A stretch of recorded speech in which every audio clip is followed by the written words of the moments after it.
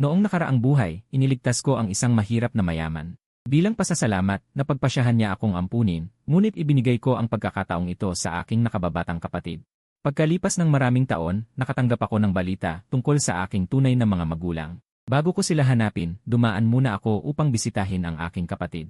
Ngunit noong makita niya ako, punong-puno ng paghamak ang kanyang mukha. Mariin niyang tinapakan ang aking mukha, karapat-dapat ka bang maging kuya ko? Tingnan mo muna kung sino ka. Sa huli, ako ay itinapon niya sa dagat at nalunod. Muli akong nagmulat ng aking mga mata.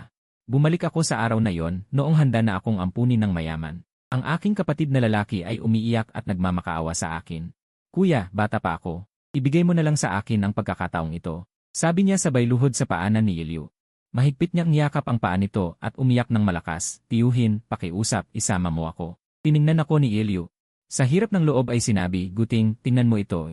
Agad na sumabad ang kapatid. Ginoo, gusto ko talagang mag-aral. Kung ako'y inyong kukunin, susunod ako ng mabuti. Ang kapatid ay umiyak hanggang sa mamula ang kanyang ilong. Ang kanyang mga matang itim at puti ay puno ng paghanga kay Elio. Si Elio ay nakaramdam ng awa.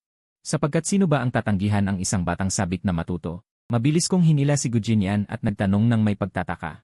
Iiwan mo ba ang iyong sariling mga magulang? Biglang nagising si Elio, dumilim ang kanyang mukha at sinabi. May mga magulang ka na, bakit mo pa ako papag-ampon sa'yo? Nanigas ang mukha ni Gudjinian. Wala na bang ibang kapatid?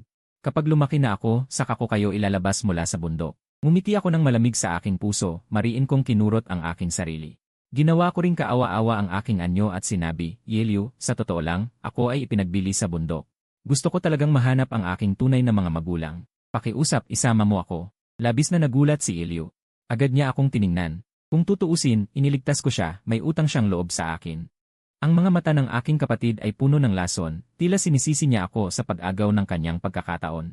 Galit na galit siyang bumulong. Ang aking mga magulang ay nag-alaga sa iyo ng maraming taon, hindi ka nila pakakawalan. Noon ko lang nalaman na alam niya ang totoo. Ito ay sinasadya. Bigla akong napatingin kay Gudjinian. Ang matinding galit at pagkadurog ay pumipigas sa aking dibdib. Halos hindi na ako makahinga. Noong nakaraang buhay, madalas akong bugbugin at sigawan ng aking mga magulang na nag-alaga sa akin. Ngunit si Gudjinian ay palihim akong inaaliw. Akala ko siya ay mabuting tao, itinuring ko siyang tunay na kapamilya. Si Gudjinian ay nagpa-cute at hiniling na ibigay ko sa kanya ang pagkakataong lumabas ng bundok. Walang pag-aalinlangan akong pumayag. Ang resulta, ako ay tuluyang naipit sa loob ng bundok. Ano ang nakuha ko? Sinubukan ni Elio na kausapin ang aking mga nag-alaga sa akin.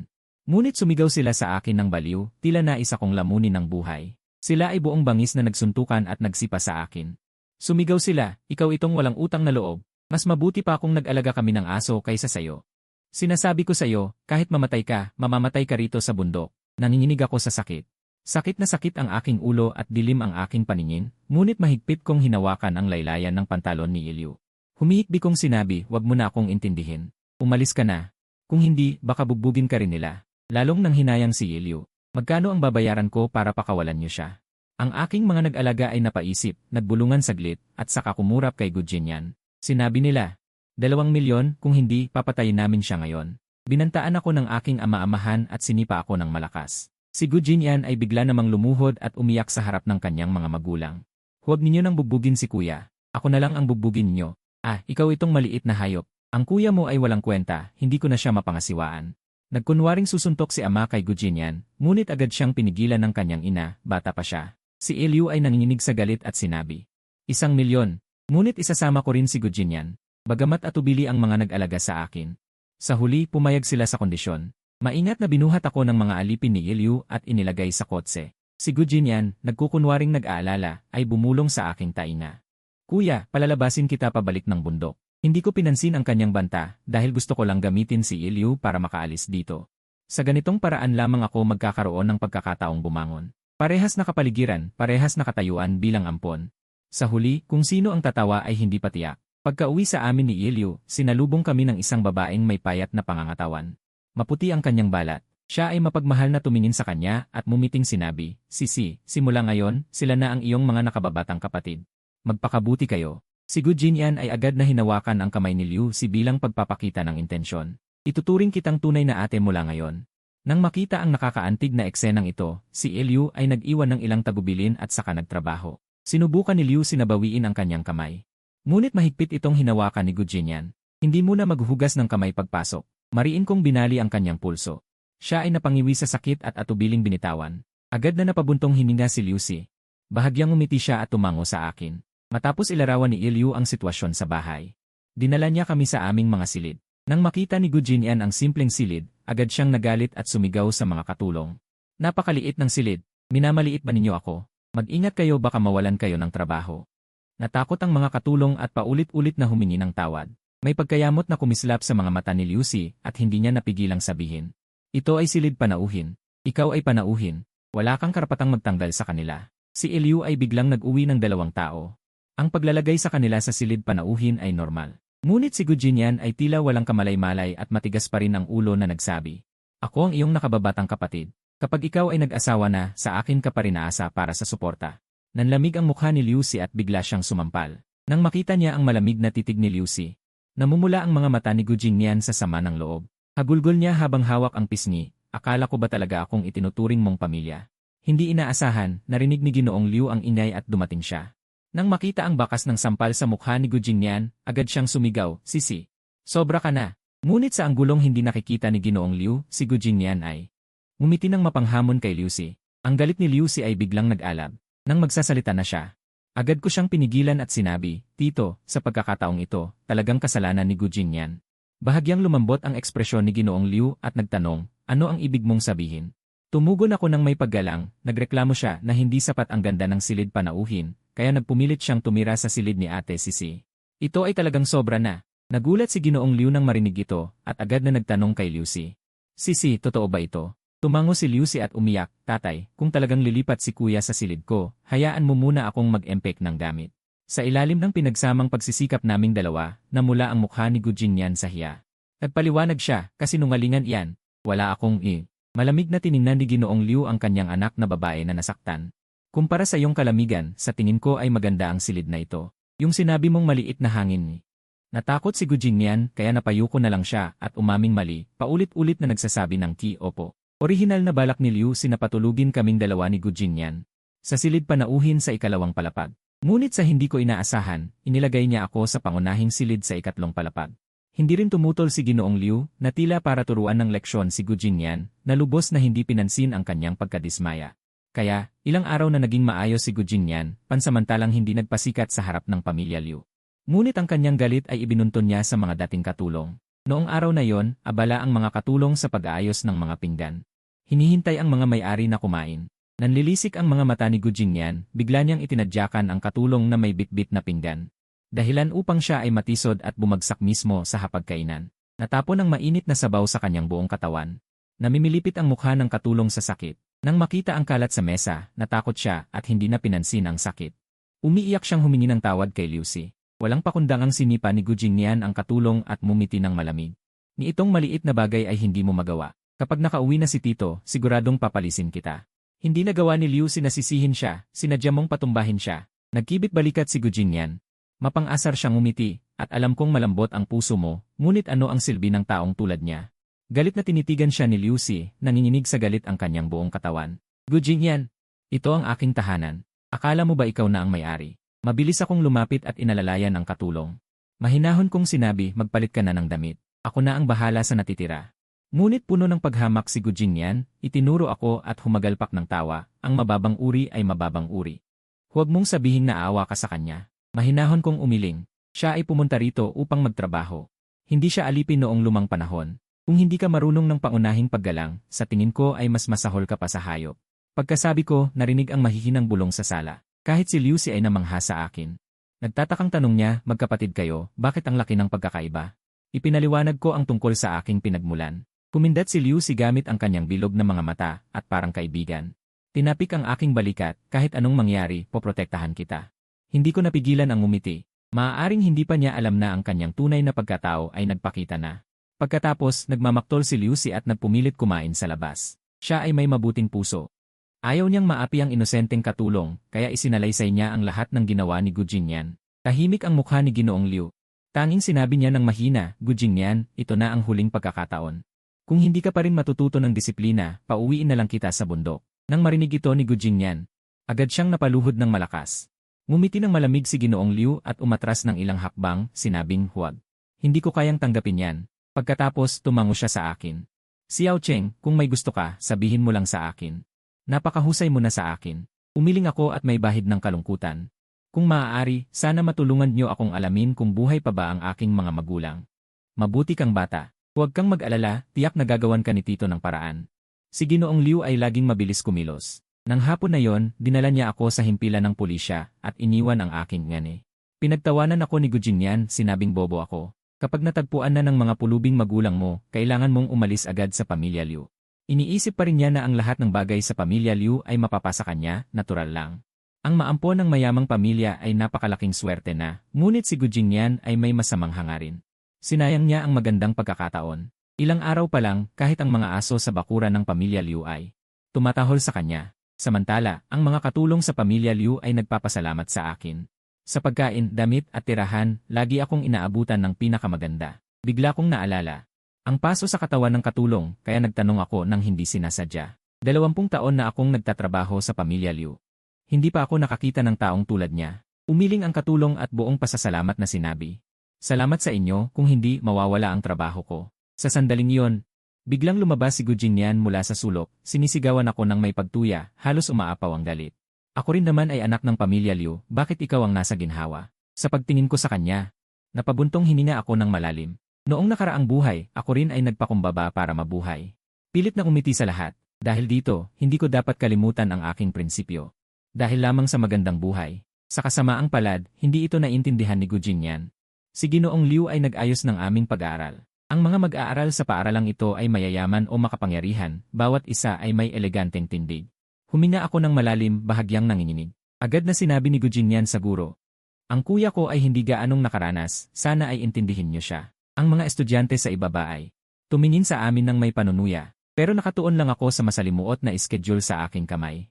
Ganap na binabaliwala ang kanilang pang-aasar. Dahil ito ang buhay na pinangarap ko sa nakaraang buhay. Hindi ako pinayagang mag-aral ng mga magulang ko. Napilit akong huminto pagkatapos ng junior high, araw-araw nagtatrabaho sa bukid, nagkasakit ang katawan. Sa maluwag na silid-aralan, nakikinig sa masigasig na paliwanag ng guro, halos tumalon ako sa tuwa. Upang makahabol sa ibang estudyante, humingi ako kay Ginoong Liu ng dagdag na pribadong guro.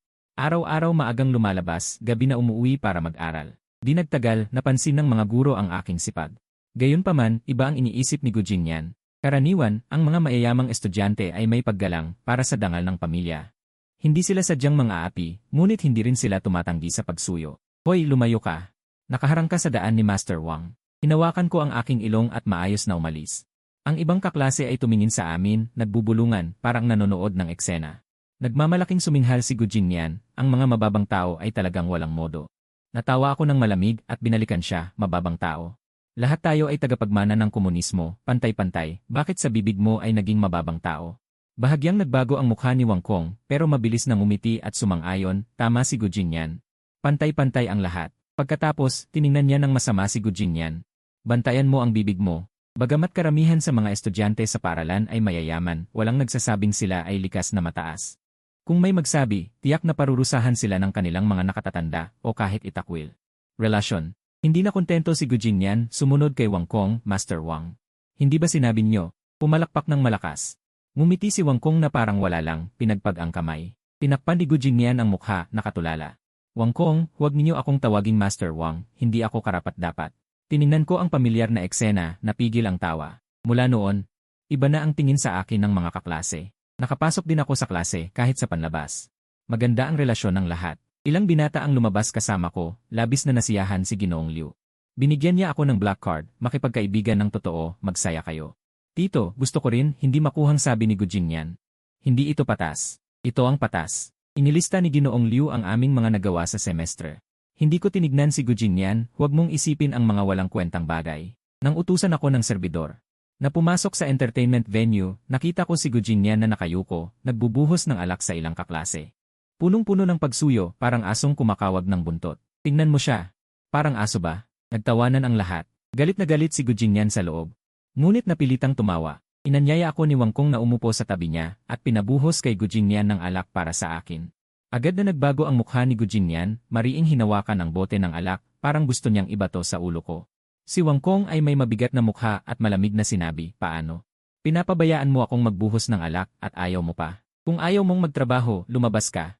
Napilitan akong tapik sa balikat ni Wang Kong. Huwag kang magalit, nakakasama sa katawan ang sobrang galit. Uminom ka ng mas kaunti. Sumigaw si Wang Kong. Hoy! Ikaw na ito, may lakas ng loob kang utusan ako. Biglang, nakaramdam ako ng lamig, umiwas ako sa gilid. Sa sumunod na segundo, bumuhos ang malamig na alak mula sa itaas, binasa si Wang Kong hanggang sa buto. Putang ina mo! Hinawakan ni Wang Kong ang bote ng alak sa mesa at direktang ibinagsak sa ulo ni Gu Jingyan. Sumigaw ito ng malakas na hiyaw. Dumaloy ang dugong pula sa kanyang pisngi. Sumandal ako sa sofa, naka-cross legs. Nanood ako ng malamig. Si Gu Jingyan ay nakaupo sa sahig, nakahawak sa dumudugong ulo. Umiiyak, Ginoong Wang, gusto ko lang ipagtanggol ka. Hindi ko sinasadya. Si Wang Kong ay nagalit at napatawa. Tangina mo, tanga ka ba? Hindi mo man lang alam kung ano ang mabuti at masama. Ang kapatid mong ito, swerte mo talaga na mayroon kang ganyan. Ang manager ng club ay sanay na sa eksenang ito. Yumuko siya upang magulat sa mga binata. At tinawagan ng emergency para kay Gu Jingyan. Kuya, ako ang kapatid mo. Titiisin mo ba akong bugbugin ng ganito? Pagtingin ko sa kanyang kaawa-awang itsura, bigla akong may naunawaan. Tumayo ako at kinuha ang bote ng alak sa tabi. Si Wang Kong ay tamad na sumandal sa sofa. Ang alkohol ay dumampi sa sugat. Sakit na sakit si Gu Jingyan kaya nagpagulong-gulong sa sahig. Ngumiti ako at sinabi, mabuting kapatid. Ang alak ay pampadisinfectant. Tiisin mo lang. Biglang, sumabog ang tawanan sa loob ng silid. Si Wang Kong ay napahawak sa tiyan at nanginginig sa pagtawa. Hinawakan ko ang likod ng leg ni Wang Kong at hinila siya. Huwag kang ganyan. Umiinom ka ng alak, masyadong malakas ang tawa ay masama sa puso, walang magawa na sabi ni Wang Kong. Sige, susunod ako sayo. Ang dami mong arte. Ang mga kaklase ay hindi makapaniwala sa aming interaksyon. Si Wang Kong ang prinsipe ng Beijing. Walang makakatalo sa kanyang pamilya. Mula bata, siya ay bituin ng lahat. Walang nangahas na dumukot sa kanyang leg. Pero ginawa ko yon dahil wala akong hinihiling sa kanya. Itinuturing ko lang siyang ordinaryong tao. Gusto rin niya ang pakikipag-ugnayan sa mga taong tulad ko. Sa tagal, naging malapit kami. Matapos dalhin si Gu Jingyan sa ospital, nakipaglaro ako sa mga binata. Ngunit lalo akong nainip. Kaya lumabas ako upang magpahangin. Paglabas ko ng banyo, nakarinig ako ng malakas na ingay mula sa banyong pambabae. Sumunod ang mahinang sigaw ng tulong. Ang mga bisita sa club na ito ay pawang mayayaman. Ayaw ko sanang makialam. Pero hindi sinasadyang nakita ko ang mukha ng babae. Puno ng pag-asa ang kanyang pag-iyak. Galit siyang nagpupumiglas. Pero hindi niya kayang labanan ang dalawang lalaki. Hindi ko alam kung bakit, naramdaman ko ang matinding sakit sa puso. Hindi na ako makahinga. Sumigaw ang alarm sa isip ko, sige, iligtas mo siya. Kung hindi, pagsisisihan mo ito sa buong buhay mo. Pusang kumilos ang aking katawan at dumiretso sa banyo. Sipa ko ang pinto. Dalawang lalaking amoy alak ang pumupunit sa damit ng babae. Kinuha ko ang walis sa tabi at hinampas ng malakas. Putang ina mo, sino ka? Agad na nagalit ang dalawa at nakipaglaban sa akin. Sumigaw ako sa babae ng may galit. Takbo, nagising ang babae, gumapang palabas ng banyo. Sumigaw, saklolo, mahigpit kong niyakap ang binti ng isang lalaki. Upang pigilan siyang habulin ang babae, ang isa pang lalaki ay lubos na nagalit. Ano ka ba? At nagligtas pa ng dalaga. Sinasabi ko sa iyo, hindi ka makakalabas ng buhay ngayon. Gumulong ako sa sahig, bumangon, at hinampas ang kamao sa mata ng kalaban. Sumigaw ito sa sakit, nawala ang ritmo ng pag-atake. Ang dalawang lalaki ay matagal nang sira ang katawan dahil sa alak at babae. Ilang sandali lang, nakatigil na sila sa banyo. Napagod akong nakaupo sa tabi ng pader. Narinig ko ang gulong mga yapak na papalapit. Tapos na ang buhay ko. Ginoong Li. Ginoong Liu, takot na naman ang manager na nakatingin sa dalawang nakahandusay, lalong namumutla ang mukha. Para siyang nawalan ng kaluluwa. Dali, dalhin sila sa ospital. Matapos malaman ng totoo, tinapik ako ng manager sa balikat at bumuntong hininga. Ngayong gabi, kumain ka ng marami. Nagkatinginan kami. Pareho kaming ngumiti ng mapait. Ang babae ay natrauma, dali-daling iniuwi ng kanyang pamilya. Dahil sa nangyari, sino pa ba ang magpapakasaya? Nag-text ako kay Wang Kong.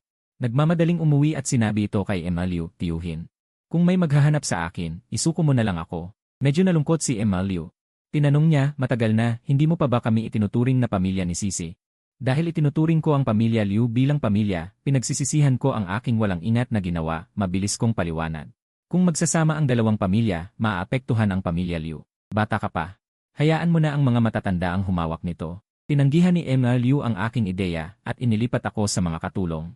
Alagaan mo siya ng mabuti, ang batang ito ay talagang pabigat. Nang makita kaming malungkot, si Liu ay mayuming tumingin sa akin at mahinang sinabi, sa totoo lang.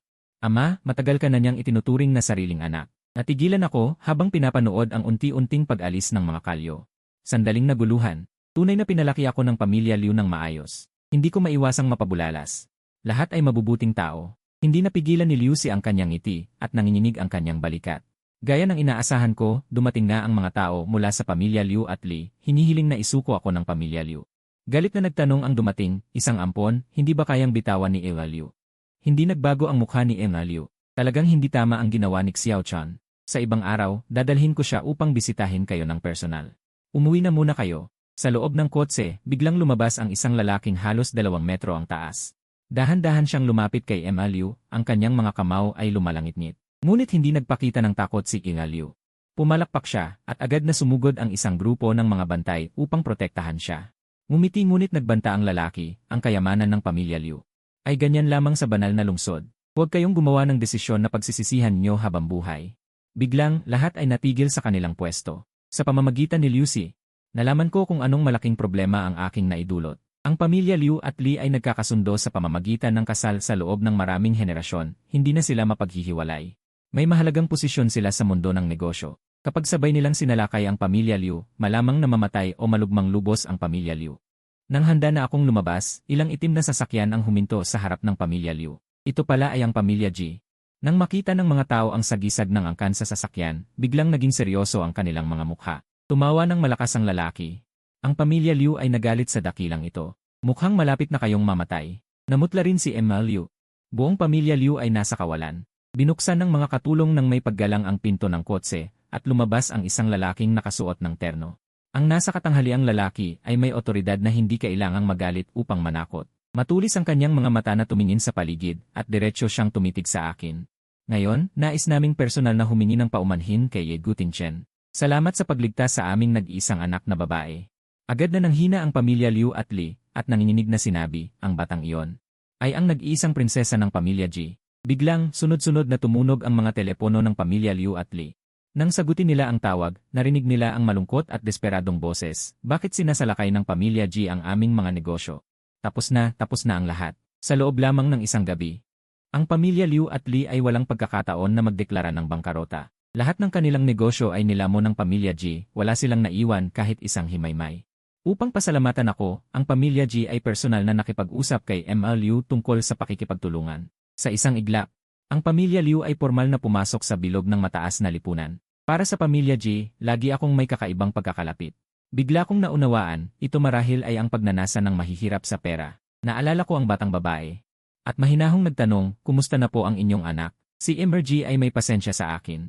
Ngumiti siya ng bahagya, mas mabuti na siya. Binanggit ng batang iyon ang kasal. Malugod kayong tinatanggap sa bahay ng pamilya Ji. Itinuring ko itong simpleng magalang na pahayag at pumayag ako sa pamamagitan ng pagtango. Dahil sa dahilan ng prinsesa ng pamilya Ji, ang pakikipagtulungan ng pamilya Ji at Liu ay lihim. Ang lahat ng nakakaalam ng totoo ay pumirma ng S-level confidentiality agreement. Matapos maging ligtas ang pamilya Liu, bumalik sa normal ang aking buhay. Si Gu Jingyan, na may kahinaan sa pag-isip, ay pinalabas na rin sa ospital. Dumating ang pagsusulit sa katapusan ng semestre. Nakuha ko ang unang pwesto sa taon, lampas ng 20 puntos sa pangalawa. Nang ipahayag ng guro ang mga marka, agad na tumayo si Gu Jingyan, namumula ang mukha sa galit. Dayaan. Tiyak na daya ito. Isang taong walang pinag-aralan, 3 buwan pa lang sa paaralan. Paano makakakuha ng ganyang marka? Ang mga kaklase ay tumingin sa akin ng may masamang loob. Pumalakpak si Wang Kong sa mesa. At malamig na sumigaw, anong ibig sabihin nyo? Iniisip nyo na dayaan ang kaibigan ko. Natahimik ang lahat, ngunit ang kanilang mga mata ay puno pa rin ng pagtutol. Agad ko siyang pinigilan. At sinabi sa guro, dahil hindi tumatanggap ang lahat, susubok ulit. Pagkatapos pagmamasdan ang reaksyon ng lahat, dahan-dahang nagsalita ang guro, mayroon ba kayong mga komento? Pagkatapos, diretsyo akong dinala ng guro sa opisina ng silid-aralan, sa ilalim ng bantay ng lahat ng guro at mga kamera. Maayos kong natapos ang bahagi ng pagsusulit, kahit na sa disenyo ng computer, pinuri ako ng mga guro ng labis. Matapos muling ilabas ang mga resulta, wala nang reklamo ang mga guro at estudyanteng hindi nasisiyahan sa akin. Hinawakan ni Gu Jingyan ang kwelyo ko, ang mga mata niya ay mapula at baliw, sumigaw ng malakas. Tiyak na sinuhulan mo ang guro. Nagbago ang kulay ng mukha ng guro sa tabi, at tuluyang nag-alab ang galit. Napakaraming guro at estudyante, lahat ba ay nasuhulan mo? Hindi ka ba naniniwala sa paaralan? O hindi ka naniniwala sa aming pagkatao? Ang paaralang ito ay mahigpit sa mga guro, mataas ang sweldo.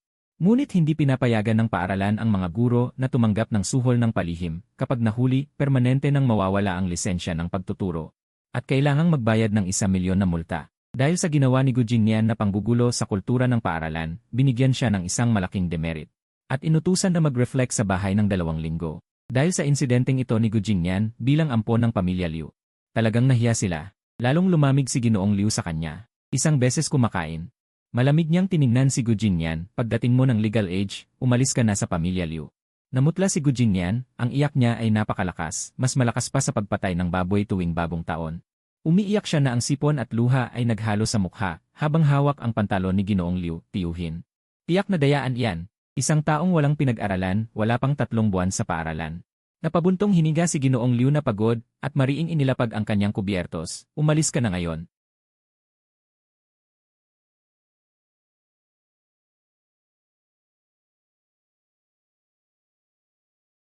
Muntik nang masunog ang kusina. Naglabas siya ng ilang pinggang sunog na pagkain, at nagmamakaawang tumingin kay Liu Si. Ate, tikman mo isa, masarap ito. Nanikip ang kilay ni Liu Si, mahigpit na nakatikom ang labi, habang nakatingin sa pagkain sa mesa. Hindi man lang kumilos. Nang makita ito ni Gu Jinyan, pinagsisilbihan siya ng ilang itim na dahon ng gulay gamit ang chopstick. Sinabi niya, kumain ka na, kapag lumamig hindi na masarap. Hindi ko na matiis, nainis ako, ang ganitong bagay. Sino nang makakakain? Sabi ni Gu Jinyan, bawat butil ay pinaghirapan. Masyado ka nang nasanay sa magandang buhay, nakalimutan mo na ang dati nating pamumuhay. Malungkot na nagkwento si Gu Jinyan. May bahid ng luha ang kanyang mga mata, na antig ang sarili. Hinawakan ko ang kanyang baba. Ngumiti, tama ka, hindi dapat sayangin ang pagkain. Anong ginagawa mo? Sa galit na hindi malinaw ang pananalita ni Gu Jinyan, ibinuhos ko ang pinggan sa kanyang bibig. Nakaupo sa tabi si Liu Si, hindi mapigilang tumawa. Sumugod si Gu Jinyan sa sahig na nasasaktan. Isinuka ang mga pagkain. Pinisil ko ang aking ilong, nandidiring sabi. Hindi ba bawat butil ay pinaghirapan? Isinuka mo ang pagkain, talagang peking tao. Nang lilis ang kanyang katawan sa pagsusuka, ang buong sala ay biglang nagkalat ng mabahong amoy, lahat ay natulala sa eksenang ito. Walang tumulong sa kanya. Gu Jinyan, sa susunod ay huwag kang lumapit sa akin, nasusuka ako sayo. Naiintindihan mo ba? Si Liu Si ay isang mabait at magalang na tao. Kahit sa mga katulong, magalang siyang magsalita, hindi kailanman nagpapahiya. Si Gu Jinyan ang una. Pagkatapos, tinawag ako at si Liu Si ni Ginoong Liu sa silid-aklatan. Bigla niyang sinabi, gusto kong ibigay sa iyo ang posisyon ng tagapagmana ng pamilya Liu. Hindi ako makapaniwalang napabuka ang bibig. Naglabas ng tanong na parang mula sa kaluluwa. Napangiti si Liu Si ng mapait, si tatay ay lubos na malinaw ang isip. Ngunit ikaw lang ang nag-iisang anak na babae ni tiyuhin. Umiti naman si Liu Si ng pait, dahan-dahang umiling. Wala akong talento sa negosyo. Gusto sana ni tatay na maghanap ng manugang na sa amin titira, ngunit natatakot siyang kainin ng iba ang aming ari-arian. Tiningnan ako ni Ginoong Liu ng seryoso, at ibinigay sa akin ang isang dokumento, Xiao Chen. Gusto mo bang maging anak ko? Ang kanyang mga mata ay puno ng pag-asa, ngunit ang katawan ay lalong naninigas. Tiningnan ko ang dokumentong ito, tumahimik sandali, hindi ba kayo natatakot na kapag ako ay nagmana? Masira ko ang inyong negosyo. Hindi ba kayo natatakot na ipagkanulo ko kayo at itaboy kayo at si Liu Si? Hindi ba kayo natatakot na ako ay may masamang balak? 3 tanong mula sa kaluluwa, hindi lamang pagsubok sa aking sarili, kundi isang mahinang paalala kay Ginoong Liu. Ngunit mumiti siya sa mga desisyong ginagawa ko. Hindi ako kailanman nagsisisi. Tinapik niya ang aking balikat, inilipat ang mabigat na pasanin sa akin. Simula nang tanggapin ko ang pagkakakilanlang ito, madalas akong pumasok at lumabas sa silid-aklatan ni Ginoong Liu, araw-araw ay tinuturuan tungkol sa negosyo. Minsan ay dinadala niya ako sa malalaking piging pangnegosyo, at kapag naisaulo ko na ang pagkakakilanlan ng lahat ng naroon. Matapos niyang sabihin lahat, nasiyahan siya at tumango, sige, maglaro ka lang. Medyo natawa ako, at tumingin sa paligid, nakita si Wang Kong na naiinit.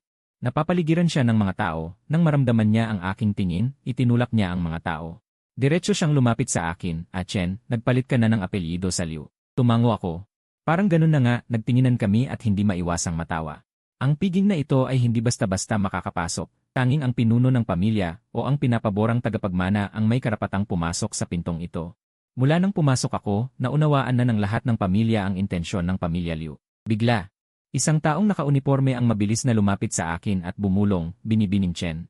Inaanyayahan ka ng pinuno ng pamilya Jiga. Narinig din ito ni Wang Kong, saglit siyang natigilan. Tapos mumiti siya at sinabi, bilisan mo, magandang bagay ito.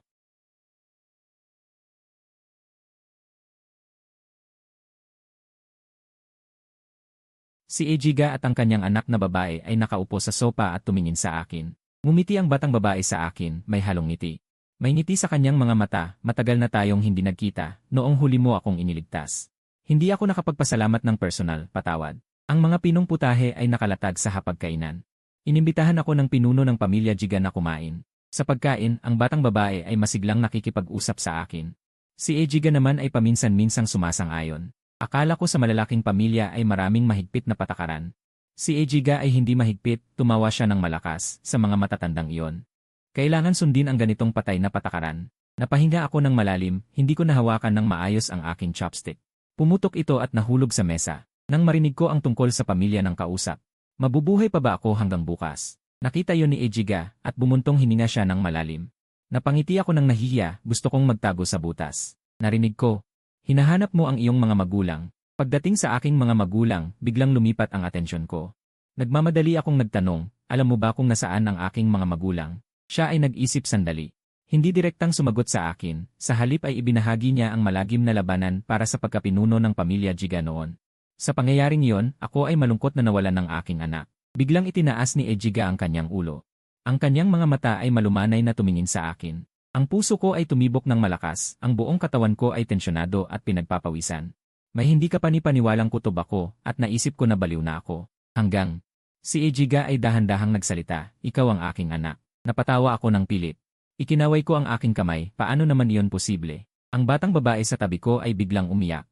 Bigla siyang umiyak sa akin, at hindi ko namalayan ay niyakap ko siya. Kayo ay kambal mula sa isang itlog. May koneksyon kayo sa isa't isa. Dati, bigla siyang nagsabi na gusto niyang pumunta sa isang club. At sa oras na yon, hindi ka nag-atubiling iligtas siya. Ang batang babae ay umiyak hanggang sa mamaga ang kanyang mga mata. Binasa niya ang aking balikat. Hinampas ko ang kanyang likod. Nakita ni Ejiga ang aming interaksyon. Hindi niya napigilan ang matawa. Ang mga tao sa club ay mayaman o may mataas na katayuan, at ikaw ay ampon lamang ng pamilya Liu. Ano ang nagtulak sa iyo na iligtas siya? Hinawakan ko ang aking dibdib, naalala ang eksenang iyon. Unti-unting dumilim ang aking paningin, sumakit ang aking puso at hindi ako makahinga. Kuya! Bigla akong nagising, nakita ang pag-aalala ng batang babae, niyakap ko siya ng mahigpit.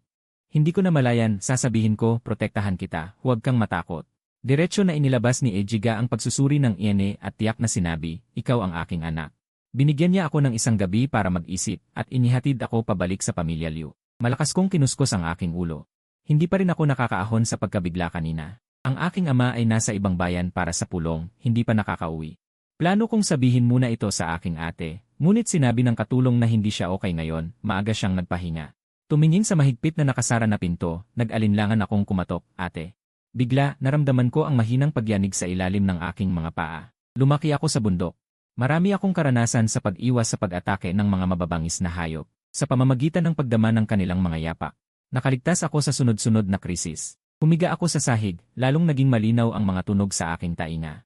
Tiyak ako na ang aking ate ay hindi natutulog. Pero tumawag ako ng matagal. Hindi pa rin siya nagbubukas ng pinto. Ito ay hindi tama. Kung hindi ka maganda ang pakiramdam, magpahinga ka na lang. Babalik na ako sa aking kwarto. Nagdesisyon ako, bigla kong kinuha ang upuan sa tabi ko at mariing ibinato sa pintuan. Pagkatapos ay sinipa ko ito at biglang bumukas ang pinto. Narinig ng mga katulong ang ingay. Nagulat silang lahat at tumingin sa akin, galit na lumapit sila sa akin. Huwag kayong lumapit. Galit na galit akong tumingin sa eksena sa loob ng silid, gusto ko nang patayin agad ang taong nasa harapan ko. Si Liu Si ay walang malay na nakahiga sa kama. Ang kamay ni Gu Jinmian ay nasa kwelyo niya. Nang makita niya akong biglang pumasok, natakot siya at tumingin sa akin. Galit na galit ako, blangko ang isip ko. Kinuha ko ang sirang binti ng upuan at hinampas ito ng ilang beses sa mukha niya. Kuya, mali ako. Umiiyak siya at nagpupumiglas, may lumalabas na dugo sa bibig niya. At ilang ngipin din ka ng kamay, di ba? Ngumiti ako ng malamig. Binugbog ko ang braso niya hanggang sa maging pira-pirasong laman na lang. Ang mga katulong ay matatanda nang nagtatrabaho ng 10 taon. Nang makita nila akong hinihila si Gu Jinmian palabas ng silid ni Liu Si, agad nilang naunawaan ang nangyari. Ilang katulong ang sumugod. Agad akong pinigilan na magpatuloy sa pananakit. Binata, huwag na kayong manakit. Sa oras na yon, ang mga kamay at paa niya ay duguan at durog na. Kung hindi dahil sa mahigpit na pagpigil sa akin ng mga katulong, baka pinatay ko na siya ngayon. Si Gu Jinmian ay humihingal ng malakas, umaagos ang sipon at luha. Saklolo! Ang katiwala ay napahinga ng maluwag at nag-utos, iwanan siyang may hininga pa. Ipaubaya sa Panginoon ang paglutas. Tiningnan ko ang lahat ng may masamang tingin. Katiwala. Siya satin. Huwag hayaang may umalis sa pintong ito. Habang gising pa si Liu Si, papuntahin ang babaeng katulong upang tingnan ang kalagayan ni Liu Si. Kung magtanong si Yuan, sabihin na may sakit siya. Huwag mong ipaalam kay Yuan ang tungkol kay Gujin niyan, kung hindi ay huwag kang magalit. Hindi pa ako nakikita ng mga katulong na galit.